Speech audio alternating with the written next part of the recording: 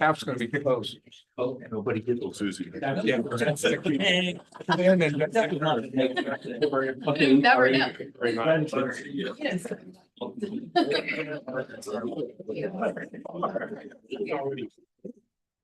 It's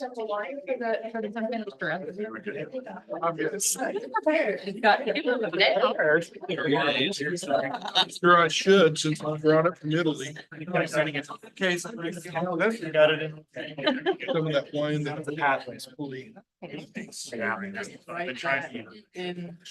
But he's gonna be here tomorrow. Probably not. I was gonna tell you, I found it. Perfect.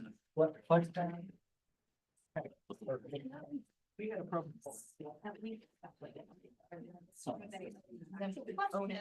Thank you. Yep, Jim, this is the wine you brought back from Italy. Yeah, Susie was opening it when I walked in there. We were on the corkscrew. Bobber, Says nobody. that's all it is. Yeah, they kept the bottle of white wine, but I kept this one, so. For anything. I'm like, it's in my office. I did in my office too, I'm like, Sitting in this corner, I have two or three of them. In case one breaks. I actually forgot it was in the entry or. Smells good. it's like, I gotta Yeah. go now. Fridge today.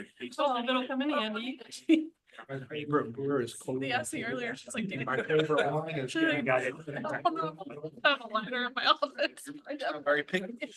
Thank you. I'm very picky. I am on wine, actually. I saw when you. Thank you. Mr. Chair, whenever you're ready. Okay, we're on. You got it working? Yes. You done a sound check? We can do one quick. Hey, Mac, can you hear us okay? I can, yeah. Okay, very good. Let's bring this August 27th board meeting to order. We have a couple of changes to the agenda, Mr. Chairman. On page 2. For this 3-year rolling academic calendar, we are tabling that for a month or two. And instead, we're gonna add an update from Josh on our Office of Civil Rights review. So take out calendar and put in Office of Civil Rights update.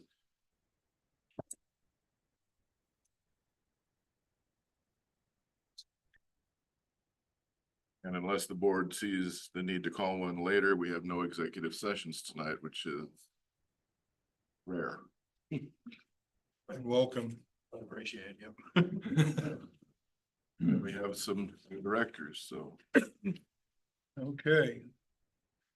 So if you would, guys, please introduce yourselves and short bio of your background. I'm taking it that I should start.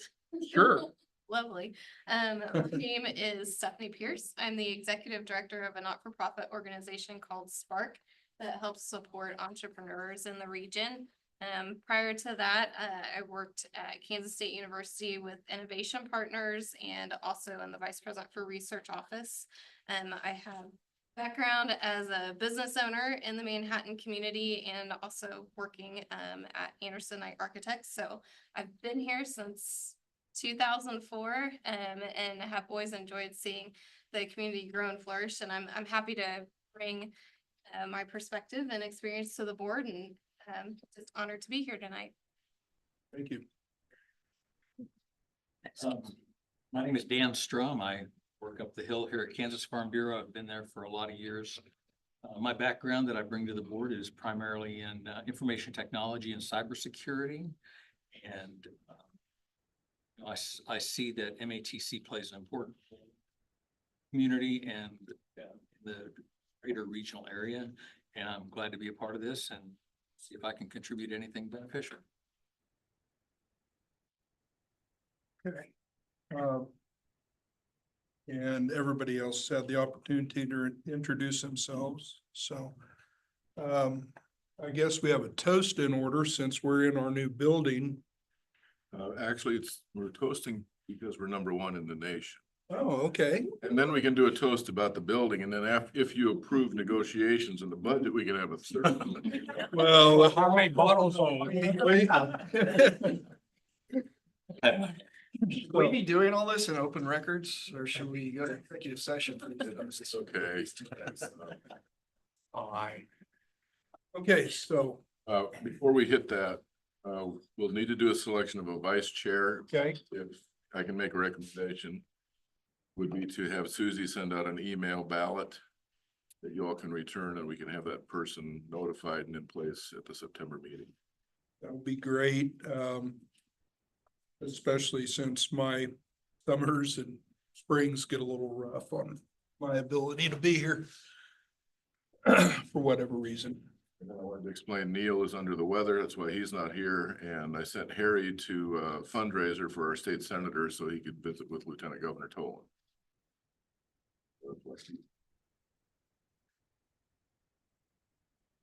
Good. The consent agenda, and then we'll get to important stuff.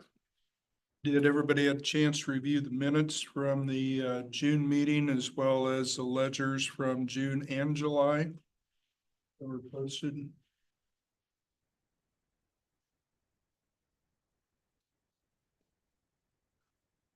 Mr. Chair, I had a question about the place in its order. So if this is not on the consent agenda, it's in a different spot, but the pay request for the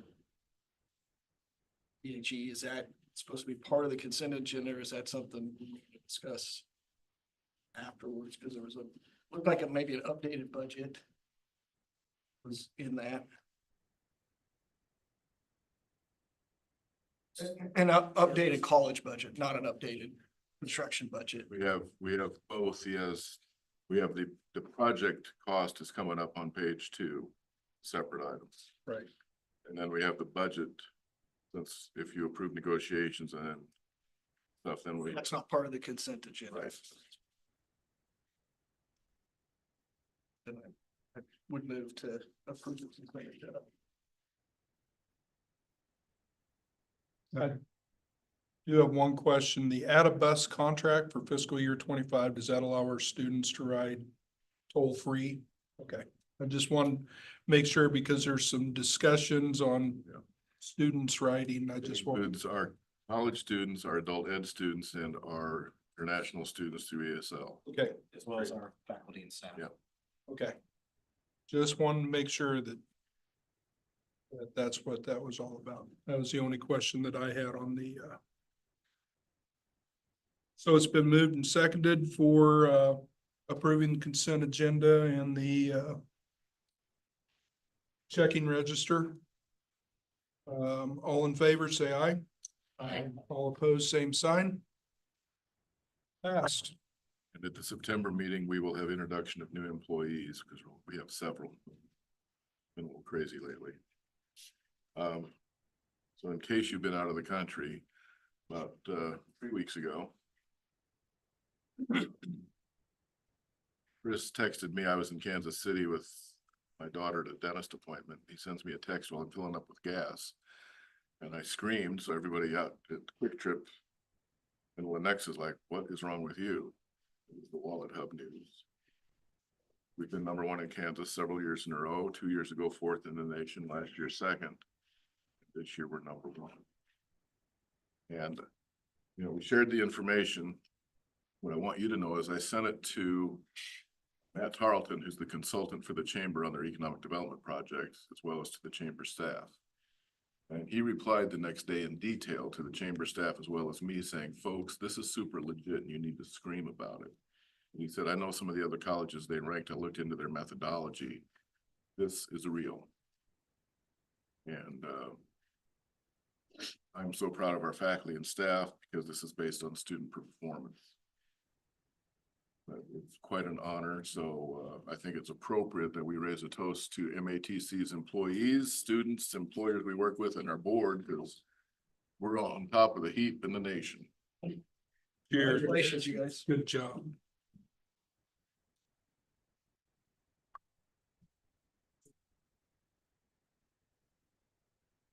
Pretty cool deal. So we have a couple banners made up. We'll have one up for the ribbon cutting or both of them. Are you? We're gonna brag the heck out of it. If anybody else has anything they wanna say? It's been since I've been on the board, an uphill battle to get there. But now we just need to maintain it. That'll be the next challenge. And I think faculty and staff is up for the challenge. It's a heck of an accomplishment. Mhm. Like I said, it's not me, it's faculty and staff, because of what the students do. That's where the ratings, we get killed on cost in their methodology.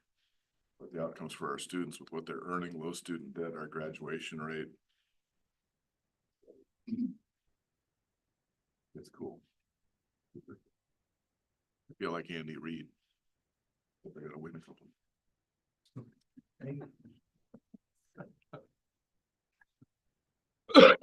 He's done a back-to-back, go for Yeah. the 3P. We'll see. Next, I'm pleased to announce we're recommending, board to review and hopefully approve the negotiation agreement for 24-25 with our Faculty Association. And we have negotiation reps here with Rachel, and I think Matt's on Zoom. So I'd like to start with them to see what comments they may want to share with the board. If you don't mind if I stand, it's just more of my natural way of Sure. speaking. So usually I wouldn't even, and I will keep this concise. Usually I wouldn't bring notes either, but with having this new building and understanding that this is brand new for us, and as you said, now we need to keep winning, right? I didn't want to leave anything out. So first, for all the faculty, our team, which consisted of Matt Schott, Jaron Netler and Deirdre Greeley, as well as myself, we wanted to extend our deepest gratitude to the faculty. It means so much that we have their trust and support. And one thing all of us said was this year, this has probably been the most engaged they have ever been, which not only makes this process absolutely more meaningful, but without that support and the expertise of our group, which as you know is very diverse, it wouldn't make this process something that had all of the collaboration and buy-in. So we are eternally grateful for the faculty group and their trust and buy-in. Second, we do want to thank the board and our admin, mainly just for the opportunity to come to the table, because that's not something that every industry even allows. And I know at first glance that contract, it just looks like a contract between faculty and the board, but really we could just boil that down to it's student centric, because everything in there helps us do what we need to do to serve the students. I can also say, so I've served on negotiations the last 3 years. Matt, I think it's been 3 or 4 years. It's Jaren's second year. I think Deirdre, this is her first. This is transformed from negotiations to a group of stakeholders coming together to identify challenges of the college and then thinking about how can we mutually solve these, not just for the benefit of all of us, but the benefit of students. So I very much enjoyed seeing how this has transformed over the years. And really, as Brian is going to tell you in just a little bit, I think that whenever we are this collaborative group who is going toward one goal, you're going to see that higher enrollment, which a lot of our programs have. And it just speaks to the healthy environment that our leadership team and all of you have created, because without that supportive and healthy environment, both faculty and staff, we couldn't do what we do. We wouldn't want to do what we do. So we wanted to extend our gratitude for that. And then lastly, just the professional development opportunity. So for example, this year we actually got to write policy. I think Matt has done that before, but I haven't. So this gave us just a whole bunch of opportunities to do things that we wouldn't otherwise be able to do, which speaks volumes to the trust that all of you have in us. So that doesn't go unnoticed, and it helps us understand all workings of the college more, which helps us do our job better. So overall, just thank all of you for being a part of this process. It takes all of us, even our board, of course, to serve the students how we do. And it takes collaboration at all levels between all of us to move forward to the future that all of us have envisioned. And again, we just appreciate your continued trust and support. And Matt, I don't know if you have anything to add to that. Man, I would just echo and amplify everything that you just said. That was great. And again, you know, we all appreciate your gratitude so much. And I wish I was there. This is my first time being on a Zoom and seeing into the new meeting room, and it looks great. The sound's great. Thank y'all so much. And yeah, thank you. For the administration, Kara, Harry and I are the negotiators, so let me see if either of them, you have any comments you'd like to share. No, I caught you cold. I'll say, being the second time I've gone through it, it seemed to go rather smoothly with all of the faculty involved and everything, so I appreciated that. Yeah, I mean, I'd second that because this is the first time that I've gone through negotiations, and I feel like I've heard of years past where maybe it didn't go quite as smooth, and I feel like this year went really smoothly. I had great feedback from faculty, and we all were able to work together really well, so it did went really good. I think one of the things that was so beneficial was both sides came to the table with the attitude of how can we discuss things and try to make things more effective for the students, for the college. I also want to thank Peter from HR. He was our note taker / host, taking care of things, being neutral. He did a heck of a job keeping up with proposed changes, revisions, and the final agreement that you have. So on behalf of the administration and we recommend the agreement to you for review and hopefully approval. One of the things I keyed on, I really appreciated and believe that it speaks volumes in the negotiation. You referred to everybody as stakeholders, which going through in that mindset, everybody comes out a little bit better. And keying in on the students, which is ultimately the end goal by those stakeholders. So I appreciated that. Any other discussion from the board? For you new members, this is an annual event that it usually is delayed because state budget doesn't get finalized generally until May or later. So that's why this gets usually put off. This is about as early as it's ever been. It is. I remember it being in October. Yeah. More than once. Okay, so I would entertain a motion for accepting the contract. I'll move. Okay, whatever. I don't care. It's been moved and seconded to accept the contract for the 24-25 calendar year, academic calendar year. All in favor? Aye. All opposed, same sign. We have anybody online, any of the board members? So passed. Thank you, guys. A lot.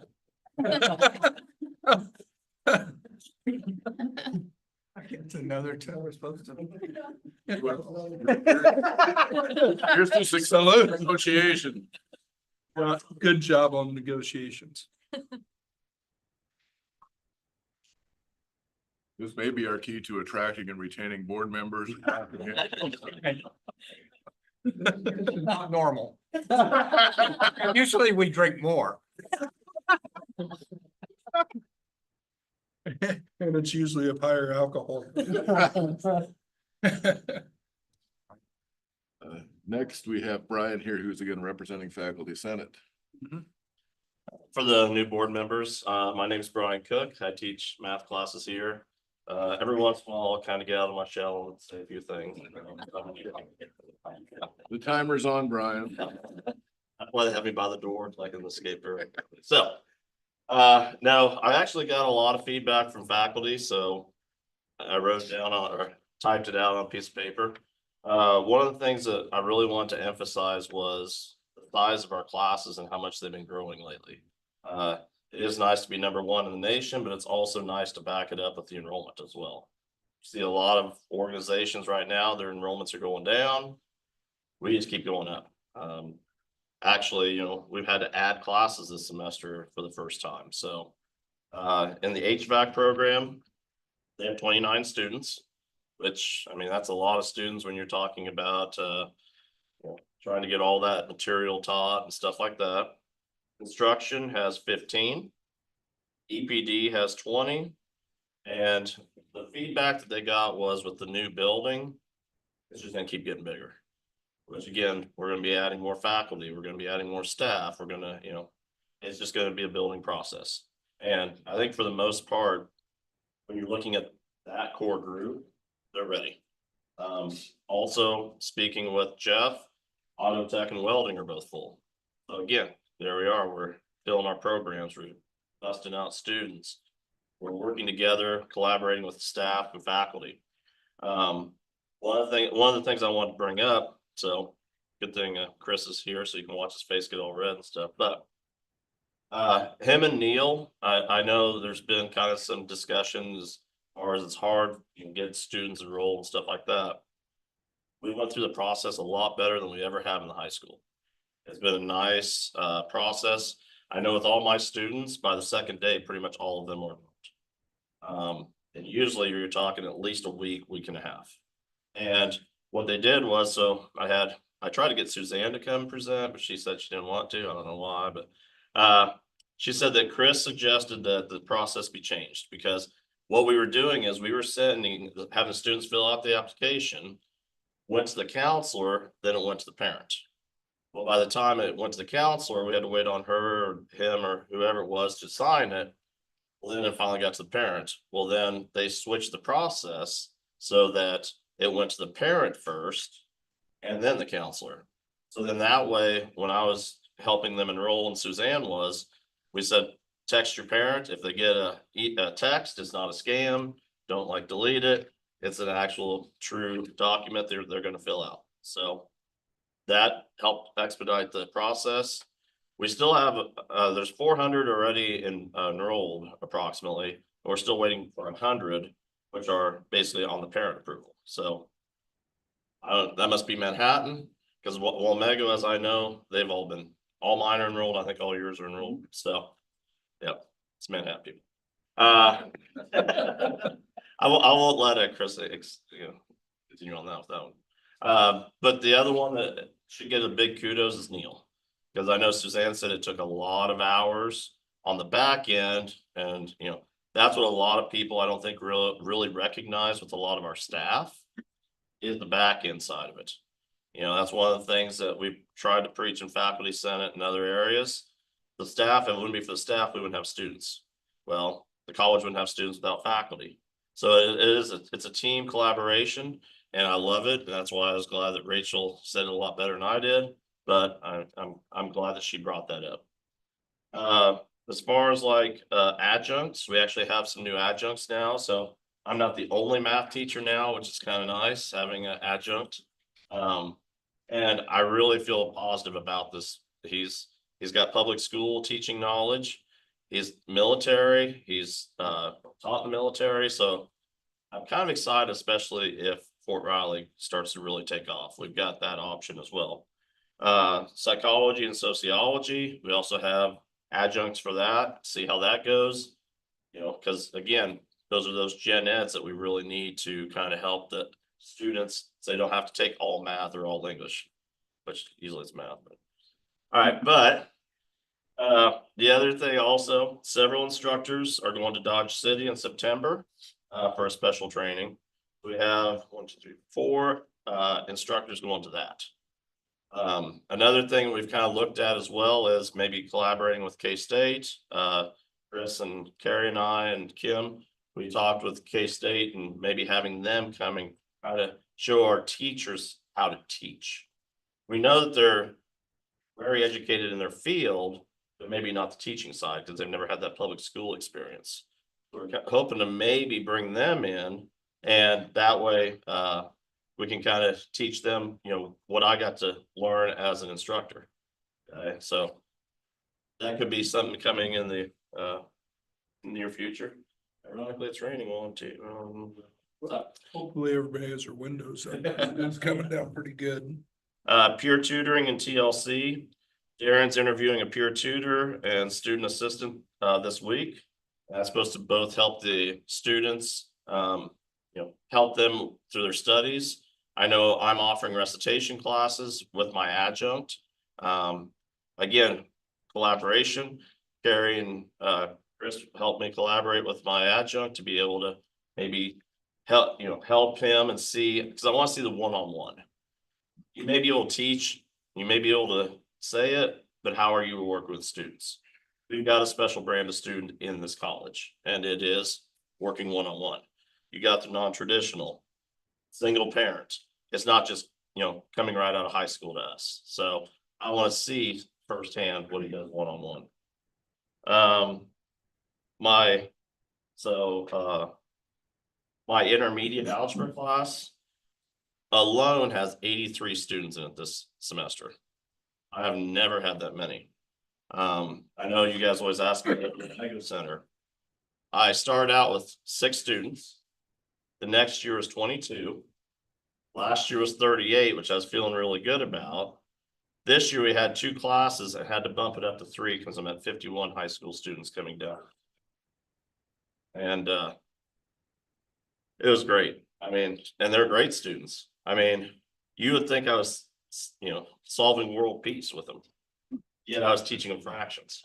And that's, we've been trying, Jim's been kind of, helping me with this, but trying to tell the state, our high school students are not ready. They're not college ready coming out of high school. And I think that just shows with the numbers and, Jim's trying all the time. We're trying to think of the ways that we can innovate it. And then finally, GED, again, boost Chris's ego and Beth as well. I wish Beth would really come. For sure. She really need, if anything, I'd like to talk with Chris, get Beth to come present to you, because I don't know have you guys got to meet Beth? Any of you? She is like, I think we have found the role for this person. Rachel does the GED program as well, and she is after those students to be at class. She's after them to get a job, helping them get a job, helping them just in their financial situation. She's that mom that pushes them through. And without her, we would, our success would not even be close to what it is. And one of the things that we're doing now is, so I work with Neosho and Colby. She helps to get that going.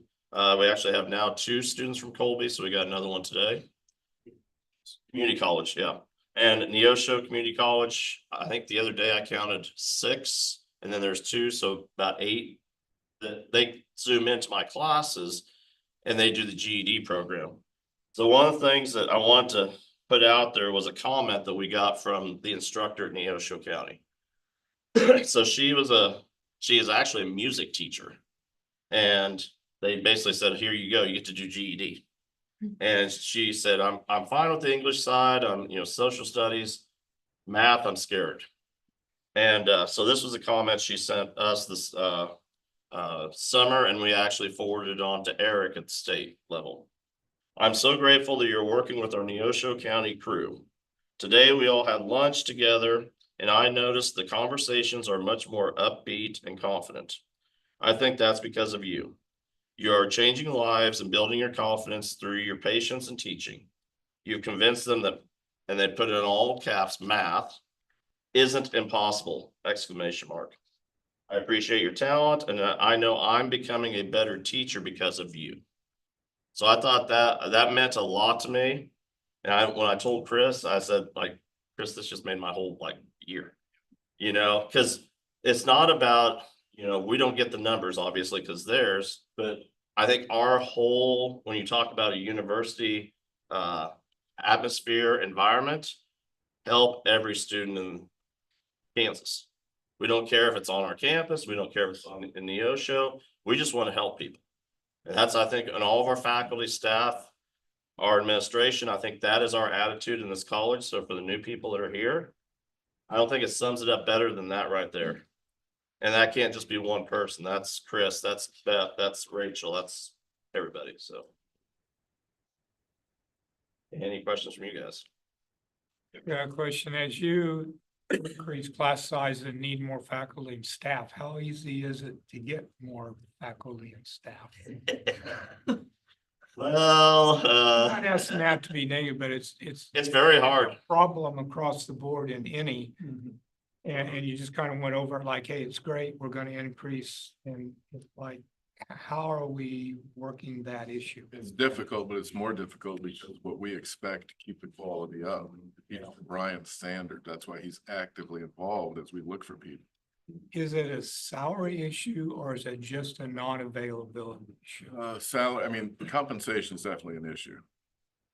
But a lot of that's also because at the public school system, they're not getting paid enough. So, I mean, the math teachers in general are just lacking. So even I would say, Rachel would say the same thing with communication. When I graduated back in the old days, they even had where, I think our electricity was on. Just turn- They even had where, Sprint bought, or there's, I think it was KU, graduated 21 teachers. Sprint pulled them all and had work for them. It's like with me, with having my background, I could probably walk in any business. I mean, I've been asked why I don't go to K-State. I've told them to be completely blunt and honest. I love to know my students. I love to be able to communicate with them. And I still have, well, our new nursing teacher is actually somebody that I student taught in middle school. So, yeah, and that's what I love. I love to know my students and they love to know me. I mean, you give them respect, they give you respect back. After one class period, I'll have students telling me I cheated all the way through high school. I mean, they're blunt about it. They're like, I don't know math because I was photo math and everything. So, I mean, at least they're honest with me. And I think that's the environment we have here, so. But yes, to kind of go off your question though, in a roundabout way, it is hard because you just don't have the qualified teachers that are coming out. As Jim said, we hold them to the HLC standards. You have, I won't say any colleges, Skyland, but they're just having to teach. I mean, they're not qualified. They don't have the standards we do. And as Jim said, if we're going to keep this and keep this #1 rating, we can't just bring in any Joe Smo off the street. And John, just to kind of help with that, so the dean's working with Jim, we're trying to be proactive on it. So Terry's been trying to develop adjunct pools for each program, whether we need them or not. So as people are putting applications in, we're talking to them, we're interviewing, getting them approved, and then they're on that list. So when opportunities like Fort Riley pop up, we can immediately say, hey, we have an opportunity, are you available in those areas? Some areas are harder. We have an HVAC position listed for a few months now. We've had 0 applicants. So it's gonna be working with business too to help kind of offset some of the salary and some of these other areas, but we're trying to different methods of getting people talent. We do have a local company who helped sponsor a related position at K-State business. And they've reached out and want to have discussions with us on a similar approach here, which I said, oh, yeah. Again, you know, to stand up plumbing and electrician, for one, we're probably gonna have to look at doing that in the evenings or on weekends because we're gonna need adjuncts from those businesses. We're not gonna, somebody full-time isn't gonna come work for what we can offer when they can make 3 times, 4 times that doing the job. So we're gonna be open to a lot of different approaches, on-the-job training, internships, et cetera. What you need to keep in mind is that federal financial aid regulations and VA benefit regulations are often obstacles for what we could do more effectively without a student being on financial aid. So that's part of our discussion. Harry and I talking with employers is if they're willing to pay for the cost and sign that kid, the kid agrees to work for them. And we don't have to use federal financial aid or VA benefits.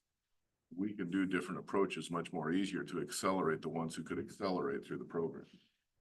But that is not the norm in higher ed, and I get weird looks from everybody, except the legislature's interested, but not others. Thanks. You had mentioned the adjunct staff.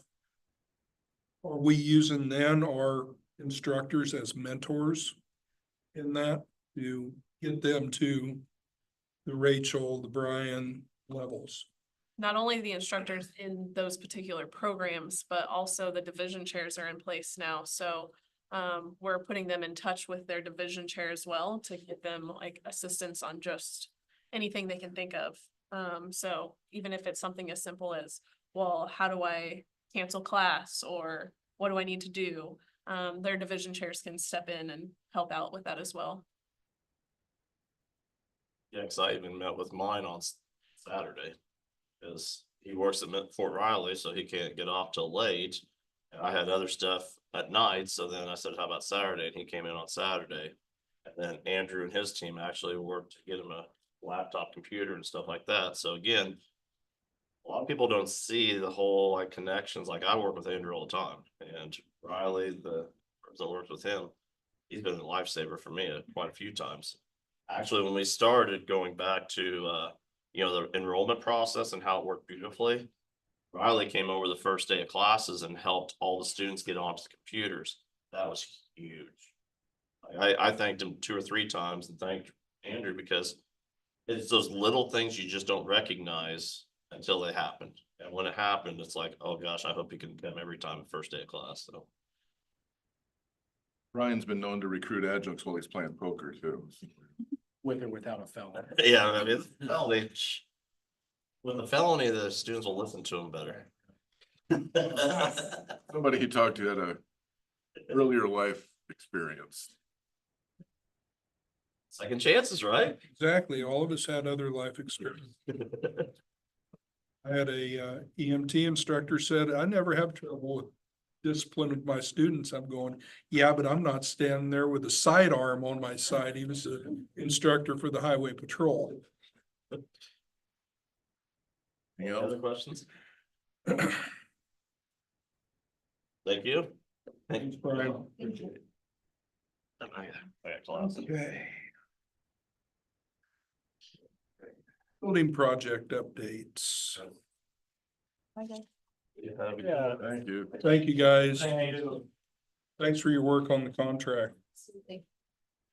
A couple of things to point out on this, right here, May 31st date is incorrect. That's actually as of July 31st. Right. That just carried over from an old file somewhere. We actually double checked it earlier and it, That one's May 31st. It's the one below. That should be July. No, go back up at the bottom. No. oh, right there, sorry. That one. So at this point, the entire loan amount has been expended. If you remember, we had the loan at a 70-30. We front loaded part of our 30% on the front end with ARPA capital outlay while we were getting the loan put together. Now that the loan has been completed, this remaining number here is correct, but it's a little misleading because that was based off the original total budget. And if you remember, we had a pretty large FF&E package as a side tab on there, almost at like 1.5, which included, you know, furniture, smart boards, computer systems, all these things. We were able to roll the entire furniture package into the actual project portion with BHS from savings of the project. So that was taken out. And then we've moved a lot of equipment over here, reused things, set up some things. So at this point, we'll have the remaining pay app from BHS. They're still finishing up some little things here and there. We're dealing with some issues getting the HVAC completely dialed in, some signage things, but for the most part, we are now totally operational over here. So moving forward, as we get that remaining pay app, and a little remaining type expenses, those will come out of either donations or capital outlay.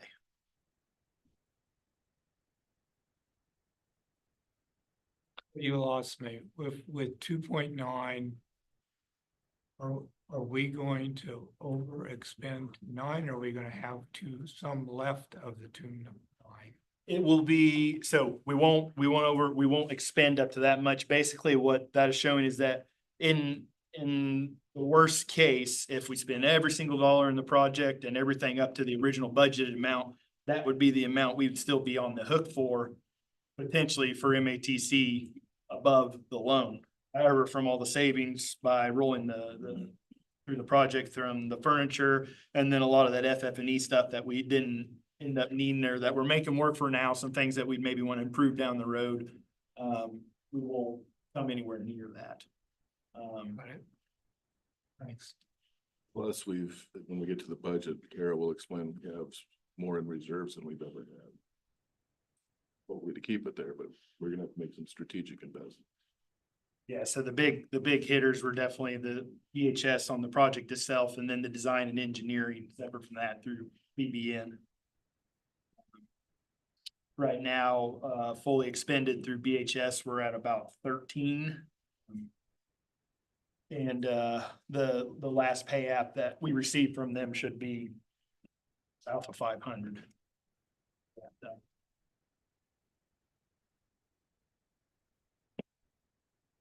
ARPA, if you remember the beginning, the state funding from ARPA, the recovery, what it stands for.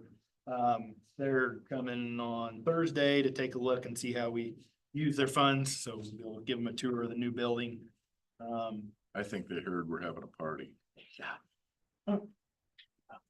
Well, if you think back, she did mention she would like to come to the ribbon cutting, Yep. just invited herself, I guess. Gosh, when you said that the remaining project costs will be paid for with either donations or Capital capital outlay, what is actually in reserve capital outlay of that at this point? So capital outlay, total allocation for the year, 400-ish. Yeah, 385. Donations, separate of that. Harry and I are working on a plan to go after more donations. Sunderland Foundation and a couple other private foundations have paused. They're going through some strategic visioning and whatever, but they're supposed to open up whatever they're gonna come out with after the first of the year, so we're still open to go for one of those private foundations for hopefully a 20-25%. For naming rights to the building. But we are working with some other potential donors for more donations. Then the base operating grant. Real quick, our lobbyist, Steve Kearney, is working with revisers to get that into statutory language for the legislature. And then the part 2 performance-based funding. I just sent a draft of that to the other tech college presidents today. I think we've got consensus on like 4 major metrics of things we're already doing, but to show how we can tie that in with the legislature for some performance-based funding. And State Representative Howe was here a few weeks ago, and he and others have indicated they're very interested in it. And the state regents have scheduled a meeting for the tech colleges to explain it in further detail at their budget committee in September. But at their retreat a few weeks ago, they indicated support for the performance-based pilot measure. So we'll see if that goes through, but that would probably provide us an additional anywhere between 1 to 1.2 million beyond the base operating. The base operating grant is at 1.5 per institution. That one's level for each institution. The outcomes, the performance-based will be somewhat weighted on enrollment, on outcomes for enrollment. and is Steve trying to get it in the governor's budget or is it separate? It's part of KBOR's budget to the governor. But then we're working harder with key leadership in the legislature that will really drive it. But KBOR didn't, I was impressed. They agreed to put it into their budget request. That help? Doesn't hurt. Excuse me, at the bottom of the expenditures, the 2 interest payments to KSB. Were there any other interest payments before that? Yeah, before June, July. Yeah, Yeah, it we- started in, when did it start? Last Yeah, almost monthly, I think, haven't they? For a year, I Yeah. believe. So we got a 2-year grace, right? Interest only. We got Correct. First payment due in June. June 25.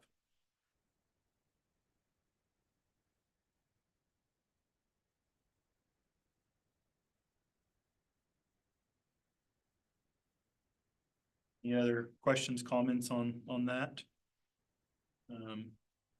schedule wise, again, they'll be coming in and out over the next week, just helping finish up some warranty items and again, mainly the HVAC and some technical system stuff, but key access, little things like that. We're just working through some kinks.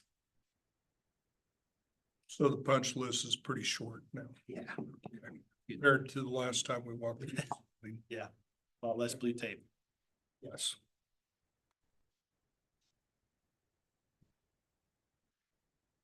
Of course. Okay, so yeah, the front entryway, drainage is all set, concrete was all poured. They did beat the deadline to get us our walkway and paths back for the students. Barely, but they made it. Some rain slowed us up, but they got it done. We're waiting to finish electrical, which will finish up this week. And then, signage, which is, through Shirley. It's in production. They were hoping to have it by ribbon cutting. Doesn't sound like we're going to, but hopefully toward the end of this week or next week for sure. And then as far as furniture goes, we'll just make use of kind of some nice picnic tables we have for now, and then may work with some of the student organizations to see about phasing in some outdoor furniture. Because with their input, we can use some student fee monies. Right. The drainage is working great. It's getting tested right I now. was gonna say, is this the test? Yeah. And as far as on the budget side goes, we haven't got the finals yet. All signage is done, but BHS is pretty confident we're gonna come in significantly under, which that was all on capital outlay, which will just help from last year and this year's to funnel toward this project. And the handicap access is much better. Yes, yeah. So the civil rights, Office of Civil Rights thing we'll talk about in a little bit. That's all, a lot of their issue was up around some of that area, and that's all fixed up and better now. Questions on that? BHS never crashed anything through any of the windows. It came close a few times. Yeah, when they were in there with that big wrecking ball, you could feel the whole building shaking. The rebar on that brick wall, they were flabbergasted trying to break that thing up. It was what, about an inch thick? Yeah. They did a good job whoever put that in. It's called ranch in a bottle, is how it comes out. But thank you for approving that, because it's a huge difference with appearance as well as the drainage, which is the most Yeah, it important. does. It really opens up the whole front of the. Yeah. Way. All right. We have no current construction projects of any major size going on for the first time in a while. Oh, we can take care of that. 4 years. Okay, so we've got this year's budget now that, negotiations have been completed. There weren't a whole lot of changes in the revenues from what you guys saw earlier. But one thing we did incorporate per Brett's request was to add in the building project and remaining payments and interest into the budget. So you will see one of the revenues we have listed then is the Building Higher Education Fund. And so that is what we currently have at Greater Manhattan for the project that we can draw down. So we went ahead and put that current balance. Of course, we're hoping Jim and Harry will be able to raise some more, and with, a little bit of growth also that can help out. So then you'll see in the cash outflows from operations, you will see what Josh kind of mentioned is Advanced Tech Center under capital outlay. That's kind of our best estimate as to what is remaining on the project. And so included that, the 91,000 BHE loan payment, that'll be the very first payment that's due in the end of the year in June. So We have what in reserves right now? we have $1 million in reserves right now that's currently in a CD at Landmark. And then we are estimating that we will be able to set another $500,000 aside this year. Marked out right at the end here. Expenses. Where in this, is the actual principal and interest payment back to KSB? The first principal payments under capital outlay under BHE loan payment, that's all principal. And then interest, we have that, where did we put the interest in? Yeah, just interest expense. So that is all three loans that we have right now. That's all grouped together for all the interest we'll pay that year. Amigo and the roof. Roof. Tell me again how you get to $1 million in reserves? It's not listed on here. That's what we currently have left over from last year that we started. That was base operating grant. That we put away. So it's in reserves in excess of this. You're sure that that principal payment's correct? That is what we Yeah, offer for them. Yeah. Well, that is just for the 1 month. Yeah, that's just 1 month. That'll be the only month that hits this fiscal year. We're just paying interest until then. Gotcha. Okay, next year, when things get, Yeah, and I guess that was more to my point that. That's why we've discussed, besides the fundraising, base operating portion of that. And if we get the performance funding on how we can start paying more down on principal while we keep up with the interest payments, but really start getting the principal.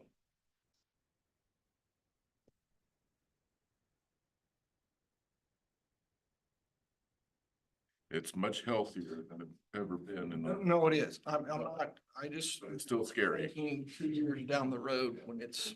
Still need good dancing shoes. Obviously- I think that you'll have the information that you need compiled to kind of show what the actual numbers were for June 30, 24. We're working on that because we have our audit scheduled, and obviously before that's done, we'll have it, but we'll have to have everything done, and that is in October. Hopefully by September, we can have our June 30th. well, we had 3 quarters on there and that's the Yeah, last quarter. yeah.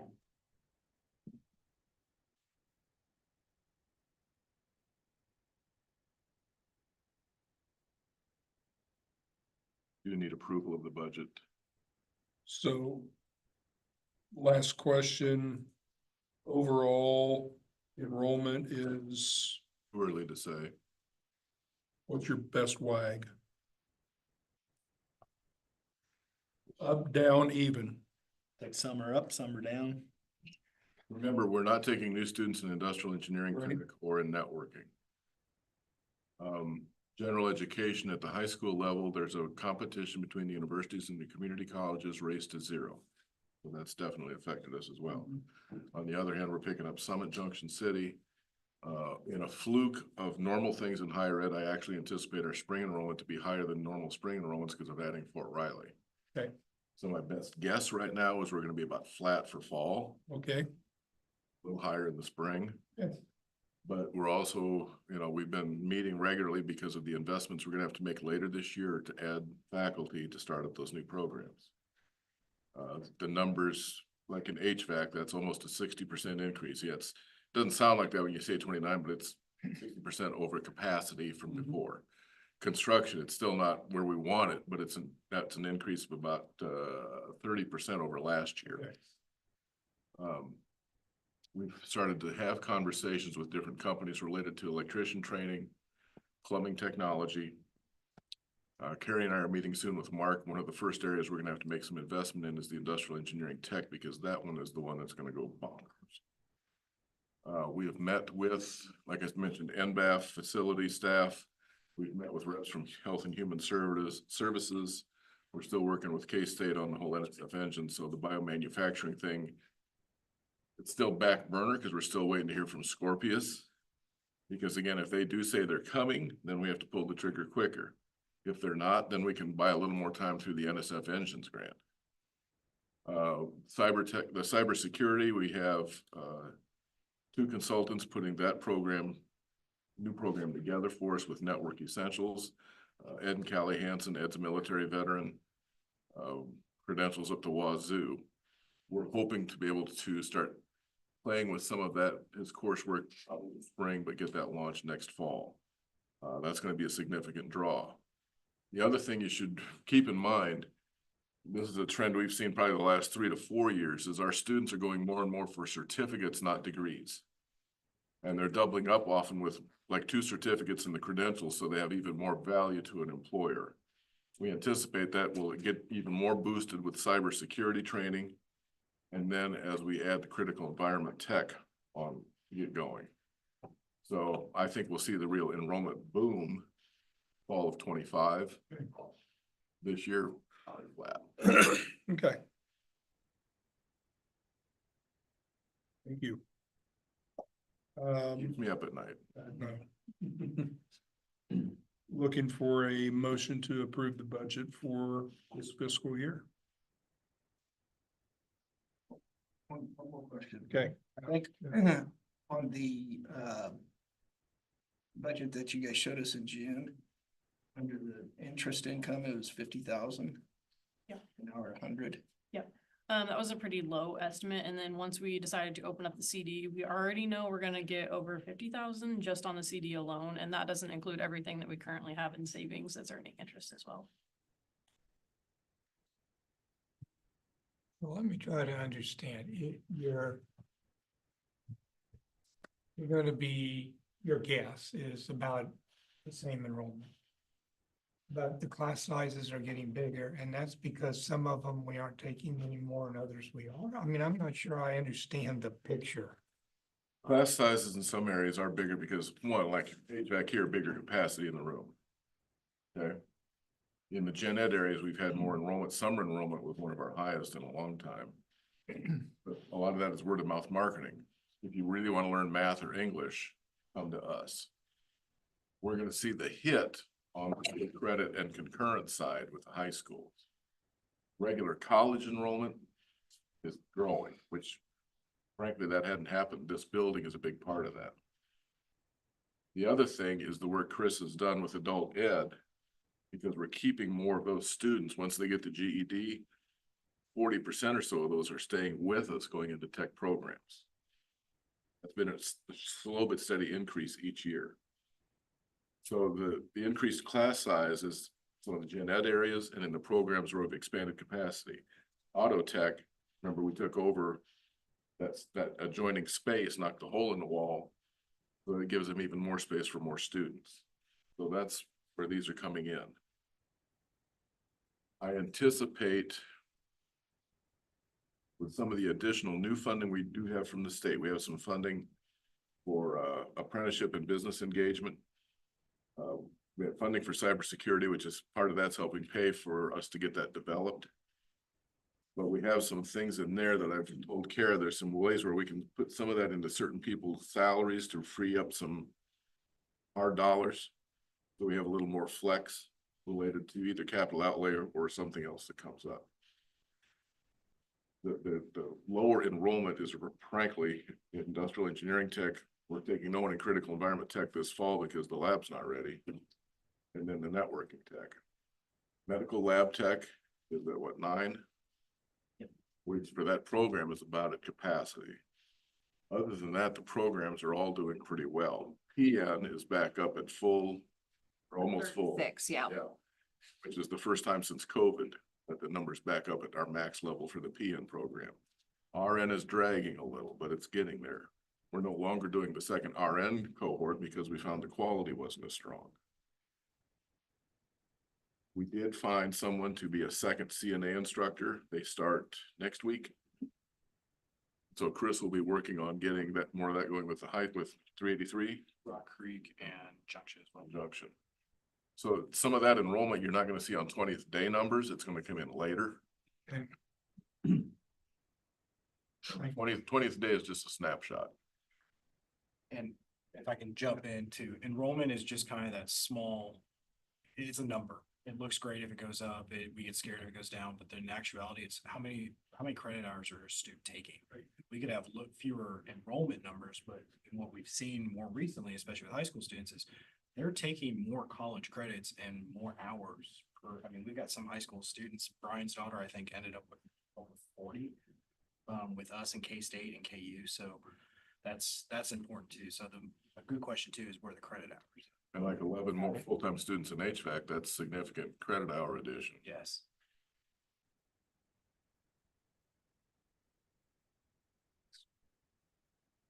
This is a crazy business we run.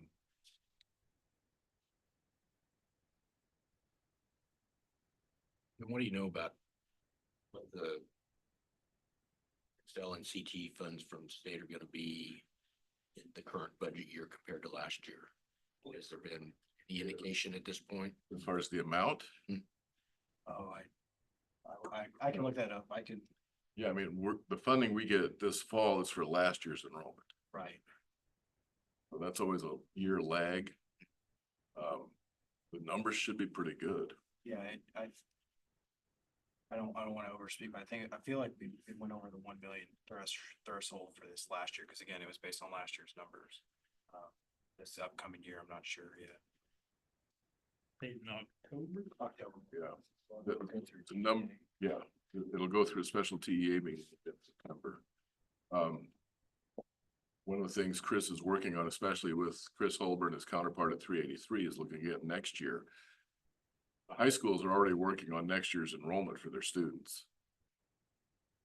They get that going a lot earlier than anybody else. But part of it is talking with them to see, can we find out how many of those students want to come here for HVAC, for instance. So that way, that Excel and CTE funding, if they ship them out here, that's all ours. We don't have to share that with the school district. So that's one of the key things he's working on with the area school districts is how can we rearrange our schedule in certain programs to optimize those folks coming here, since we finally have the capacity for that. My last question is the nursing grant. 3 seconds on. The nursing initiative grant. Yes, the nursing initiative grant is funded by KBOR.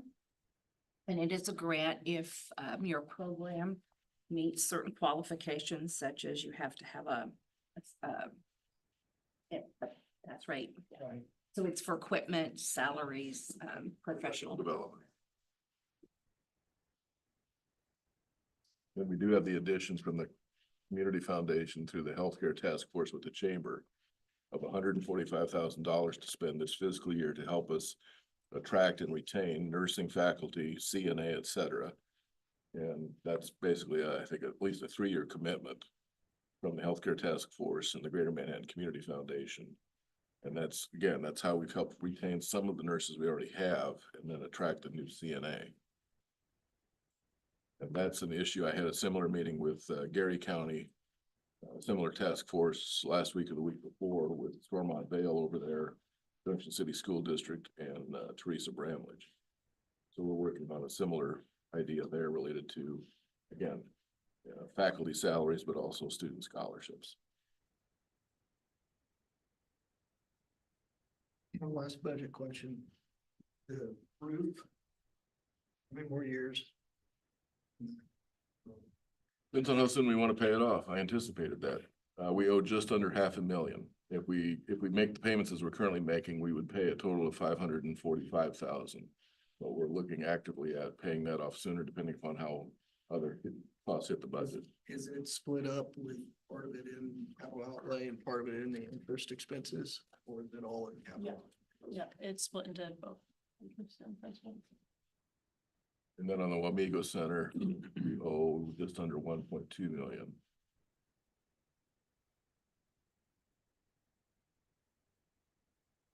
So, again, if we get performance funding, enrollment goes up, we're able to hold other costs down, we can pay off the roof sooner. Then start looking at getting Wamego paid off, and that gives us the ability to put more principal down on this.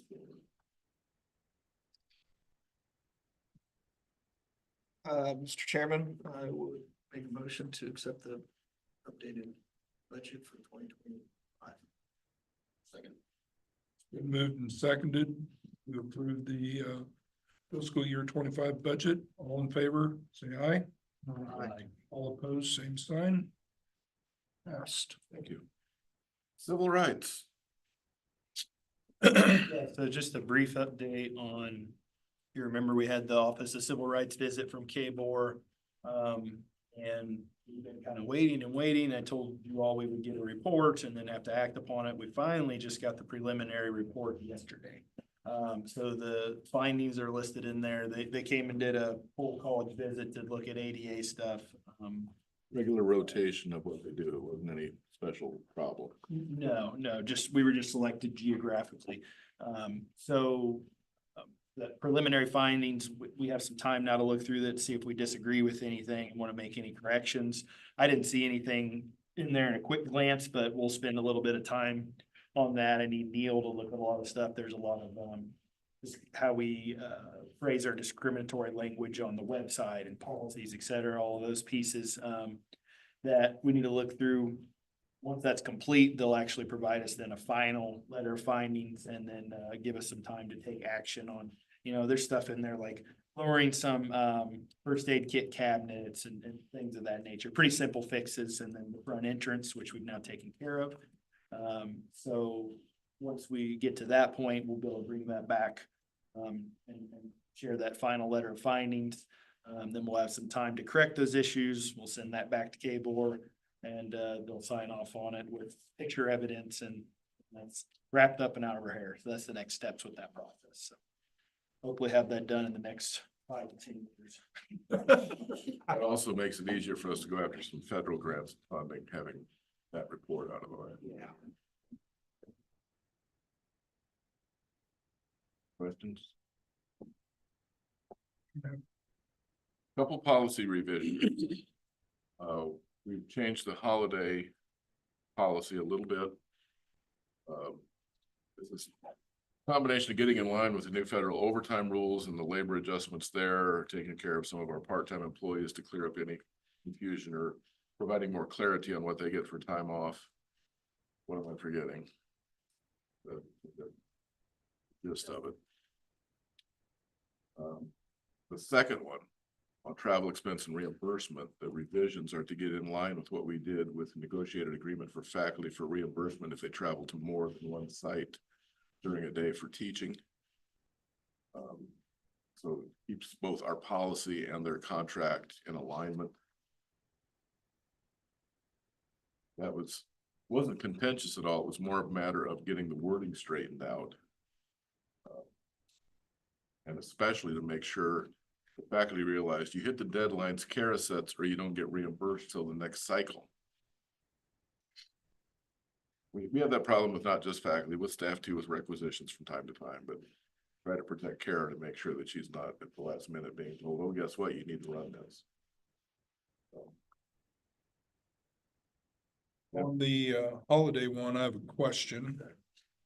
Juneteenth, is that mostly for staff? Because that's outside of isn't that outside of the 183 days for faculty? It is, although if they're teaching summer sessions, the college will be closed because it's now a state holiday. Right. So that date is not reflected in the contract.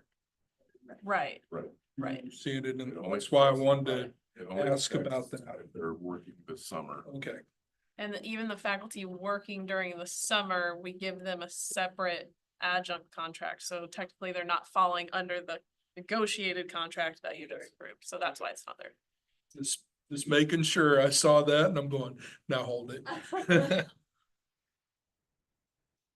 But a slight sidebar to that, I did speak with the faculty, I've spoken with our administrators as well. After HLC, we're gonna form a task force to visit with faculty, and especially Kara and Harry. I want to explore potential options on faculty contracts. In the summer, they get paid pretty well for summer, but it's the old ag model, the summer's off. Well, we still are working. We still are trying to meet employers' needs. We still need committee meetings and other things. And I don't want to force them into the 10 or 11 or 12-month contracts. Some of them like the summer off. I get that. But there's also some of them that are open to a little more salary stability at work. So we're going to start those discussions and hopefully take some ideas, run it by Kara to make sure we can afford it, but that may adjust the faculty contract proposal for next academic year with some different contract options. They were open to that. I think if we can afford it, it makes sense. I've talked to all of the shared governance committee chairs, which are the ones chaired by faculty, that we've got to be able to be more nimble, agile, and responsive. We can't kill 3 months in the summer with nothing going on when we have to get some decisions made.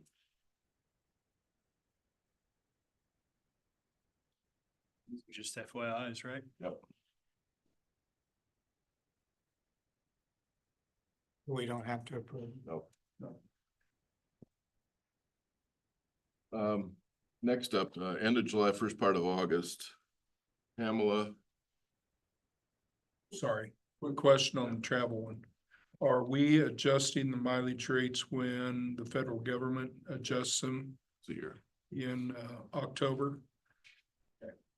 Because I know state of Kansas adjusts theirs at fiscal year rather than adjusting with the federal government Were they behind or ahead? behind.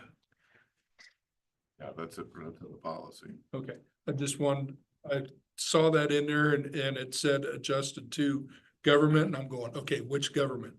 Federal or state?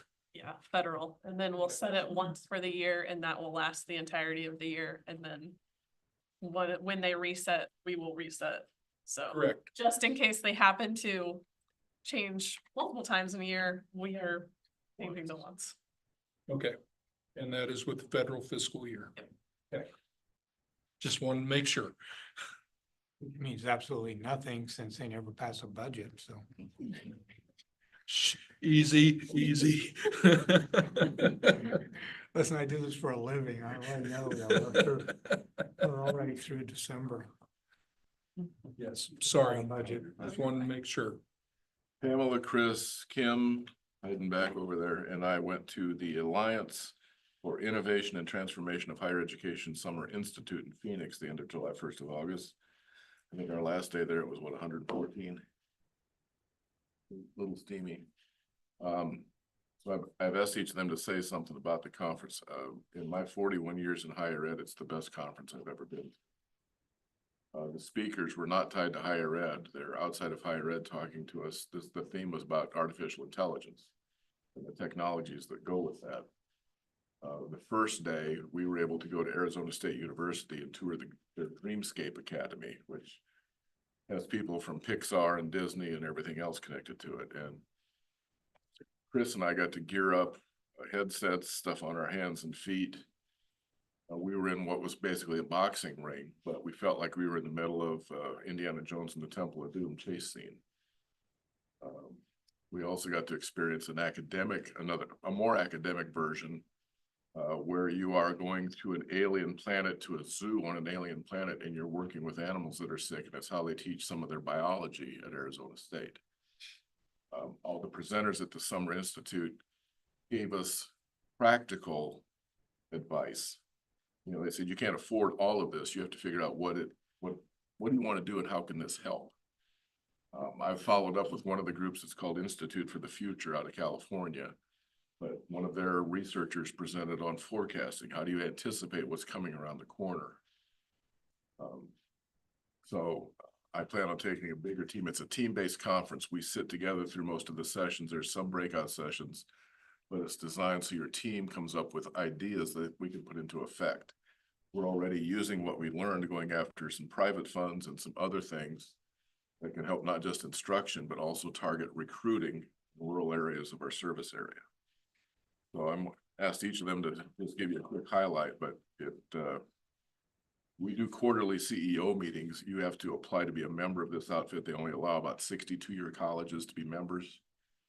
And it's like I said, it's the best thing I've seen in 40-some years. Some takeaways. I mean, obviously the Alliance for Innovation and Transformation, what's really interesting about what we were looking at AI and VR, it's how do you create a future-ready organization? How do you develop kind of that sense of having strategic foresight and then building up your capabilities around it? So it's a whole different way of looking at planning. It's a way of incorporating this futures research and futures reality. Kind of three take homes that I got from it. The focus was on augmented reality, virtual reality, and artificial intelligence. So that was, how are these tools and how will that impact workforces and in essence, the community colleges who are training students and training employees in that vector. It's here, Generation Alpha with augmented reality, virtual reality, artificial intelligence. When we used to say, oh, they're a digital native, they grew up with it. Well, with this AR, VR reality, we are creating a whole generation of natives to this. It is becoming an expectation of students as they come into schools to be immersed in this reality. It's also carrying over and tying over into the workplace already. Businesses are seeing, for example, training using augmented reality or VR as a way to safely train employees, to deploy curriculum in a low stakes kind of environment. So whether it be a virtual welder or being able to, take apart some circuitry without actually doing it, is becoming very attractive to employers. People like Tooling U, we use it in one of our programs, are engaging in it. The future is now, the future is here. So we really need to build our capacity up, not only for the student expectation, but also for the employer expectation. As Jim said, some colleges have gone big, real big with Dreamscape, and Kim and I inoculated a brontosaurus to allow it to lead the herd. Winds up dying. And you feel bad, yeah. But you're also finding that more and more vendors are getting into the game, more and more venture capital money is getting into the game. Which is interesting because they want to be able to look at some proof of concepts with people like community colleges. So we've got some opportunities here to benefit from their curiosity if we're willing to innovate and check things out.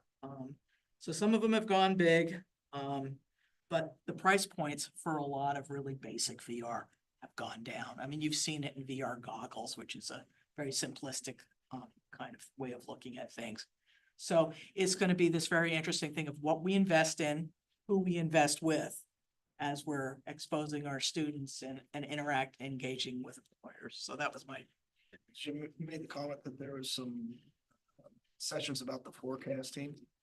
Did they say, what's the sweet spot of when you're already behind with this technology? Like if you commit to like, I want to buy this widget, whatever, for retooling, if you don't get on board by X date, you're already behind the times. So remember, we're talking about forecasting ability, not predicting difference. And in fact, I had a meeting today with this researcher. I asked her to give me a quote on providing training to some of our admin and faculty leaders on forecasting.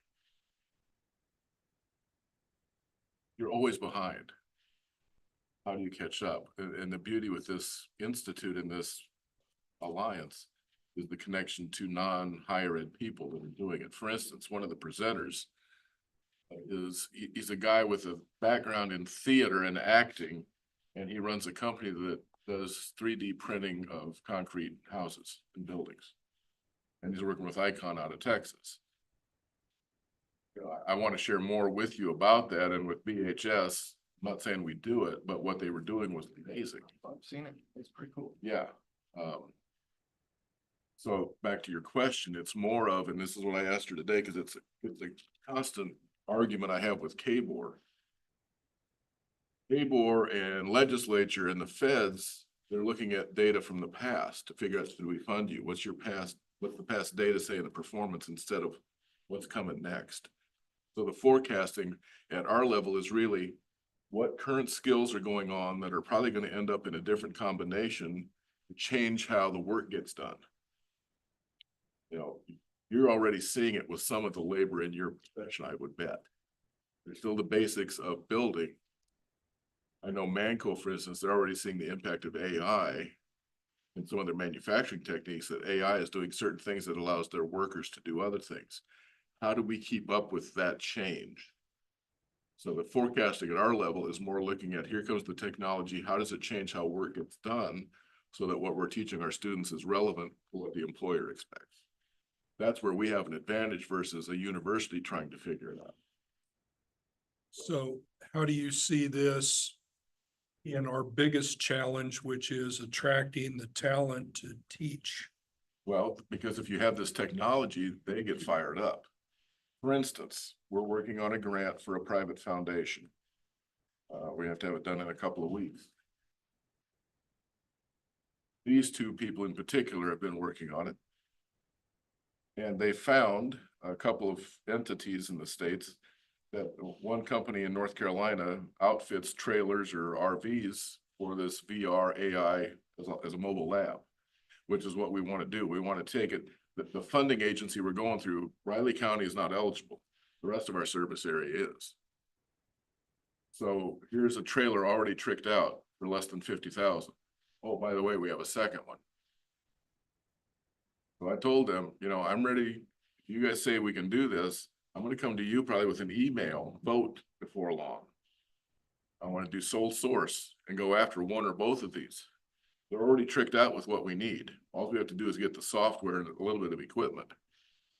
But our ability to take that to Marysville High School, Omega, Rock Creek, Junction, Place Center that we haven't touched, and also to work with the employers in those areas. One trailer could be tricked out with, I'm gonna say, basic blue collar, whether it's construction, engineering tech, welding, trick out the other one for healthcare.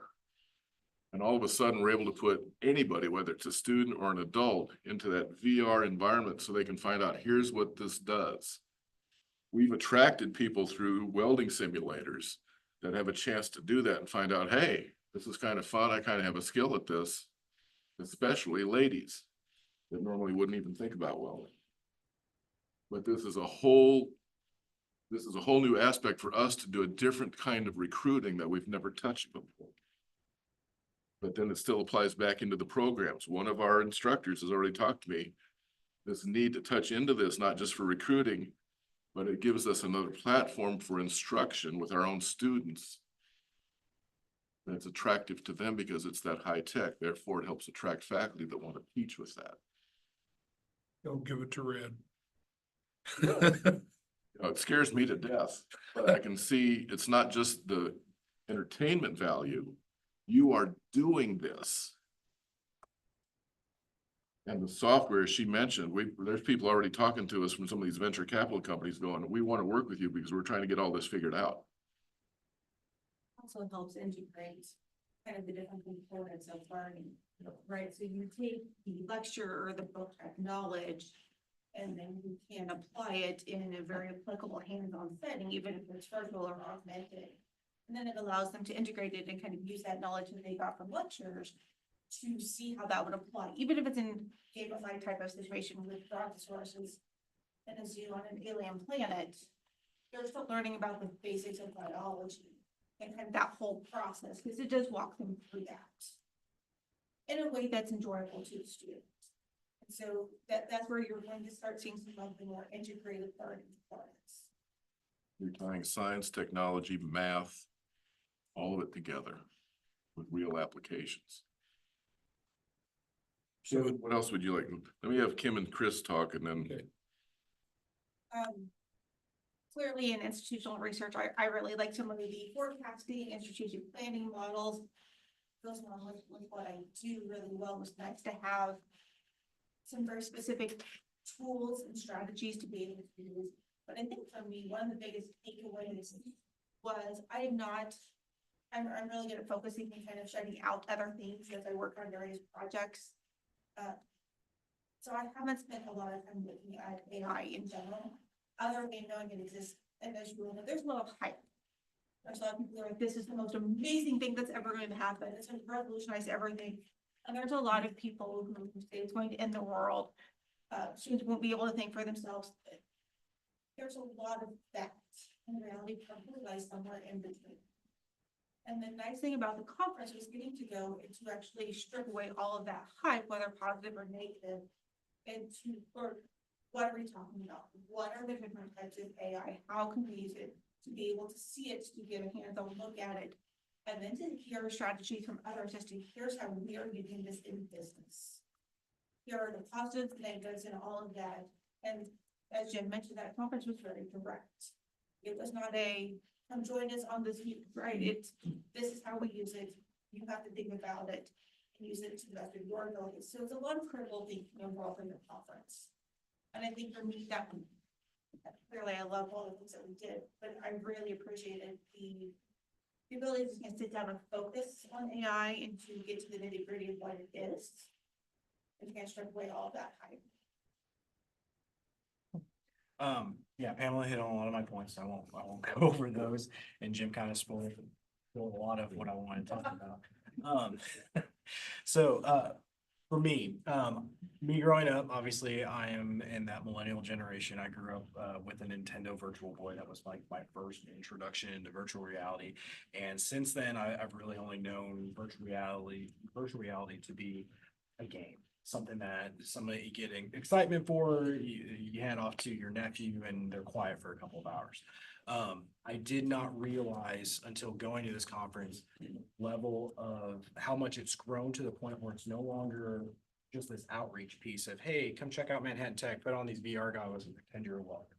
It's to the point now with a lot of the technology, the resolution that's within these headsets, we can literally talk to Clay County EMS and say, hey, do you guys want to do a specialized training in this kind of a situation?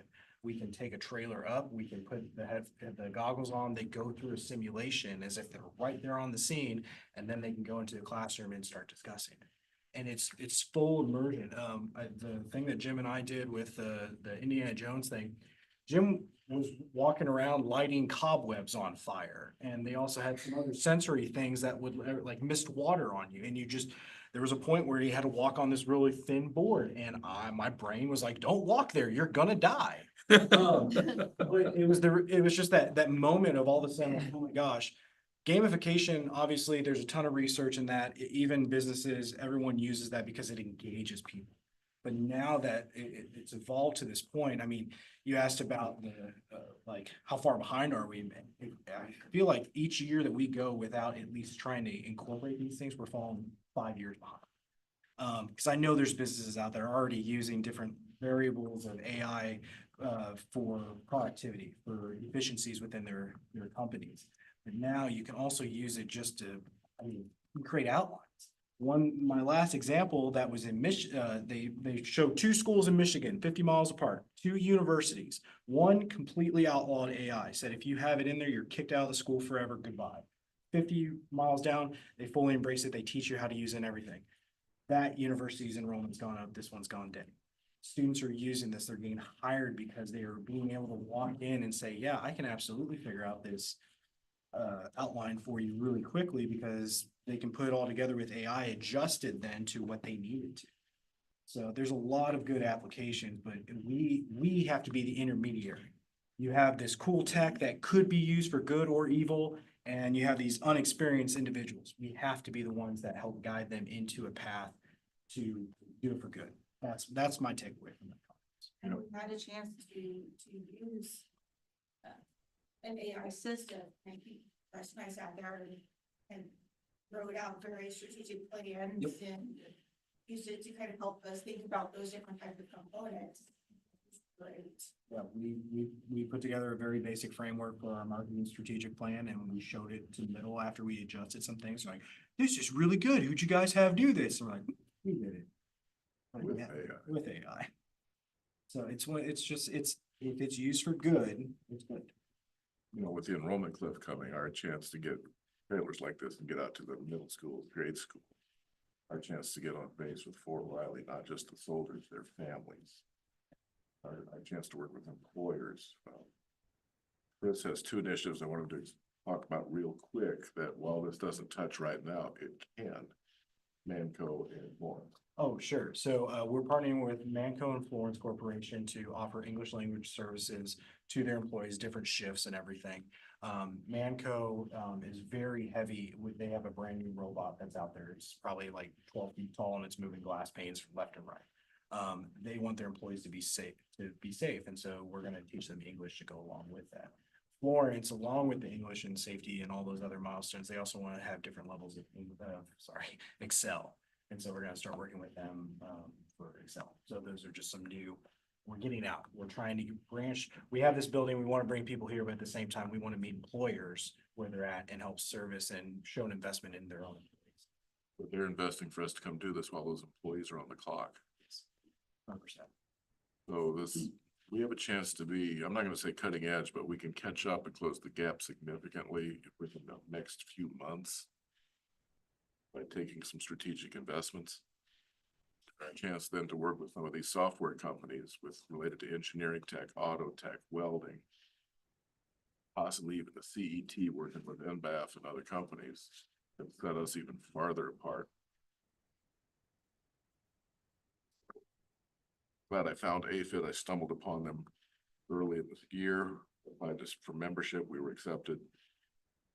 Next year, I'm hoping to take 6 to 8 people to the Summer Institute. I know I've seen a lot of the AI training in the medical field. And then you see that fitting in with our program here. Oh, yes. We've actually purchased some equipment for the AI. Unfortunately, we didn't have enough faculty to actually be able to actually work with it and work with students.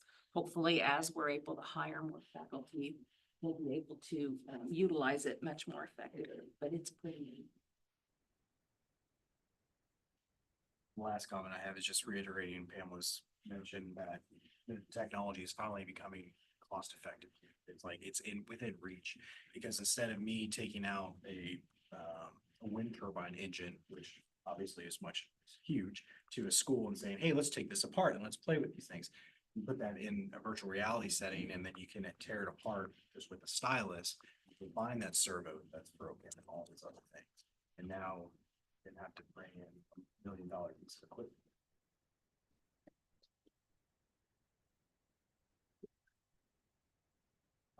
One thing that I'd like to say too with this new building and what we've done. With the COVID funding that we got, where we really integrated these smart boards into a lot of other programs, we're able to increase that with this new building.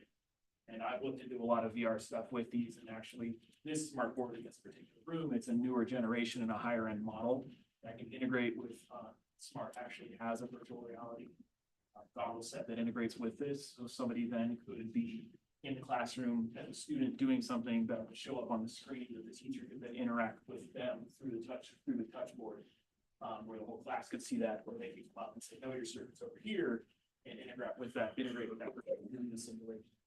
We had a couple of instructors, HVAC, instruction tech, that have never used a smart board, very hesitant and nervous about a big, scary, big piece of technology that I did some training with the new building and some one-on-one, and they absolutely love it now. Even just being able to draw circuits on their papers and everything else at a basic level. So being able to take this AI and VR, and integrate it into even just the classroom outside of trailers or other things like that, can really expand those and make things easier for students to learn and engage. The younger generation is even more hands-on learning than a lot of other students were. So it's very nice that we already have a base level of technology that we can add on for minimal cost in the grand scheme of things to increase that. It's safer, Huge safer, positive. yeah, it's safer to work on it in VR than in the real thing sometimes. That's like. It hurts. It hurts at times. Okay, Thursday, 4 o'clock. So, well, actually starting at 3. Something's going on here, Susie. I don't know anything about it. We're gonna cut a ribbon. There it is over there. Yeah. Do something different with the We're gonna chamber. Cut a ribbon and have a party. As long as you get their big scissors. Hey, might be a challenge. Well, I've asked Brett to run the saw. Ribbon cutting, but That's dangerous. the staff and then the faculty over here kind of got excited about doing something a little different than just a ribbon. Besides in construction trade, so why don't you tell them about the evolution of our ribbon? Well, it started off as a 1x12 last week. 1x12 by 12 foot, and as you can definitely tell, Susie and I freehanded the ribbon shape, and then we got it painted, lined out. My wife and her Cricut machine helped with the vinyl in the center. It's been clear coated. Construction put together the sawhorses for us too, and I put a dotted line on the back for Brett. So it's if with my size, we can get about 10 people behind it, so I think there's a good photo op for some students. To have students kind of line behind it, do the picture with that, and then we'll all, of course, have our PPE on, and we are set up for either outdoor or indoor, regardless of what's happening. And yeah, we'll cut a board, I'll walk you through everything. What kind of equipment are we working with here? What do you have your own personal saw? Hard on us. It's probably gonna be a Milwaukee battery operated. Yeah. More than likely. Do you have a pair of safety glasses? Diamond studded. See what else is going on in that event. So as Jim said, 3 o'clock, the bar will open. Anticipate people rolling in about 3:30 or so. And, then at 4, speeches first. And then the actual cutting of the ribbon, and then we will have tours. People would like to mingle about food at 4:30, and Grateful Dudes will begin at 5. And have an after event show, or just kind of chill out if you want to hang around. I suggest Brett doesn't partake at 3 At the o'clock. bar. I would agree with you. We're gonna have a VIP room, to tag some of our guests in that were donors and things. We have some special gifts for them. The beer, you wanna tell them about the brewing company? And Sure. So last year I approached Manhattan Brewing Company just to see what it would take for a collaboration beer, and they loved it.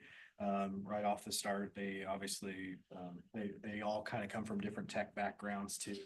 And then we got together, we talked about what kind, and I pitched a Radler. They hadn't done a Radler before, and so that's what kind of evolved.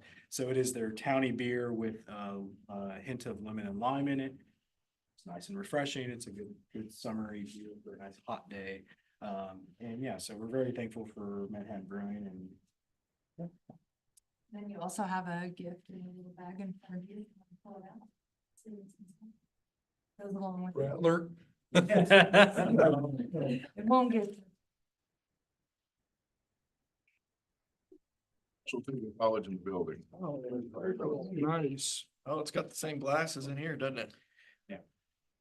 so the idea behind that, and the more that we've talked about it, and we've always joked about a mascot and the more that we talk about, the more that Elon has. We want to showcase work.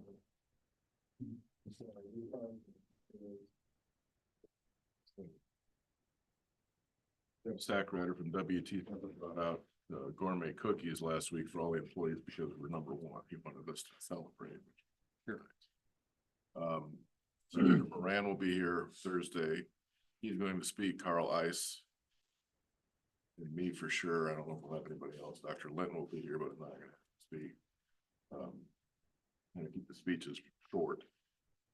Get to the ribbon cutting and just let people relax and enjoy the network. We are closing the college as far as operations and classes at 2:30. We have an ask for Senator. I have one I'm going to make sure his staff has Thursday related to the industrial engineering tech and critical environment tech. Chris is preparing food for the event with his marvelous smoking chef abilities. My third place. Yes. By Wallet Hub. By Leonardville Hullabaloo. Susie and a few others. Get what you pay for, John. Susie and I don't know how many other. Kara. They're working on special desserts. Come hungry, please. Please. Please come hungry. Depending on the weather, we're anticipating between 150 and 300, frankly. I've had a lot of people yesterday at the K-State thing. I had all sorts of K-State people saying, I'm coming, but can I bring more people? Last week I spoke to Rotary, I spoke to Good Morning Manhattan, put out the invitation. But it's really fun to show this building off. Carrie is housed over here now. She has no peace. That's true. All the faculty, you know where my office is. But it's really fun. We had a career fair in here, what, yesterday, or a Resource fair. resource fair from area, you know, Shepherd's Crossing and County Health and others. That went over big, and it's just nice having that kind of space to show off. And again, well, the new board members aren't as responsible, but you all have been through this the last several years, helping this go from a dream to a design to reality, so. They're always telling me you better be proud of this. I am, but I'm really proud of the support you gave us, and David, you and KS Bank. It's huge. We're number one, got this thing open, negotiations. The budget, my first year here in 2015-16, our budget was a little less than $4 million. It's tripled. I think the best is yet to come. Andrew and Bryant, Josh, they've been crazy with both facility and getting stuff ready for this ribbon cutting. Thank you. I haven't done a whole lot. I appreciate it. You've had to put up with a lot of meetings. So all that. September, our usual board meeting would be on the 24th. I would like to have a retreat. It could either be an extension of that, or we'll Susie will pull folks if you want a different day or time. The primary purpose probably for the retreat is going to prep you for HLC visit. And also to go through the latest iteration of our strategic vision. At this conference in Phoenix, we got to meet the team leader that will be here for our HLC visit. She's a provost with a community college in Arizona or New Mexico. But we had a good chance to visit with her. We've also met with us on Zoom, so I'm very comfortable with the team that's coming. But we do need to prep you for that, but we can also address any other issues if there's something else you want to discuss at the retreat. Anything else I'm forgetting? School started. School started, road construction's worse. Yep. They get together. Manhattan, it's synonymous. Parachute in here.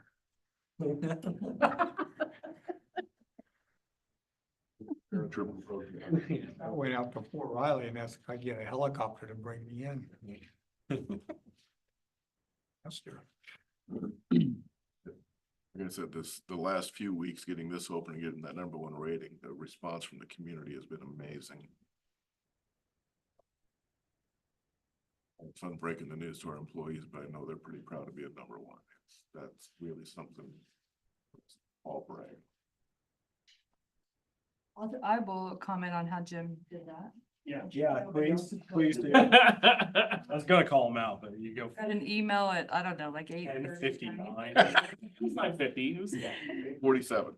Said he needed everyone to meet in the concourse at 8:30 for a special announcement or something of that nature. And so, of course, my phone starts going, what is it? What is it? I don't even know. I totally didn't know. So that's one way to get everybody to work by 8:30. Knew that he was at a doctor's appointment the day before. Right, exactly. And it was homesick and all the things, yeah. So. Have to get the blood pressure going. Yeah. My question to John was like, we still have our jobs, right? Way to make sure everybody's at work by 8:30, I'll tell you that. I had my first run-in with COVID the week before. Right. That's right. That's right. And then he starts the speech with, this isn't easy to talk about. And about it on. Lord. And I started like tearing up and we're #1. Anyway. So I've worked full-time for 50 years. I'm tired, but I got some news yesterday I've never had before. It's awful.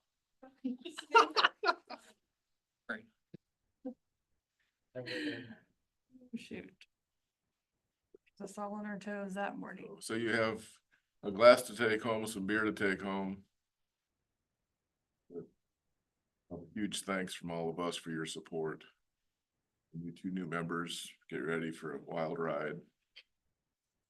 That's Yeah. it from me, Mr. Chairman. Tim and John's hair were brown when they started. Mine definitely was. Mine was a lot shorter. That's because we've allowed you to introduce rock and roll to the campus. Pam moved into the office next to mine, so she's had to learn to put up with. Are these Grateful Dudes? Is this your idea? Oh, No? it's supposed to be a surprise, I think. The bag, so just. As soon as Brian knew about it, then it was. I know. The Grateful Dudes, an acoustic. You're gonna have that Jerry Garcia sort of look. I have actually, in a Dylan's checkout line, there was a Jerry Garcia magazine. And the kid with his mother in front of me, he looked at me, he looked at that, he poked his mom, it's him. I said, no, he's dead and rich and I'm poor and alive. Okay, anything else for the good of the group? I just thought I'd tell you while I was sitting here, I brought up ChatGPT and did a strategic outline, strategic plan for a tech college, so it's. Yep. Finished. It's done. It's right here. Perfect. While they were doing serious stuff with AI in Phoenix, I asked AI to write a song about the value of tech ed to a Beatles. Yep. Melody, and it did to A Day in the Life, so. Okay. Move to adjourn. Been moved. Do I have a second? Bye. All in favor, say aye. Bye.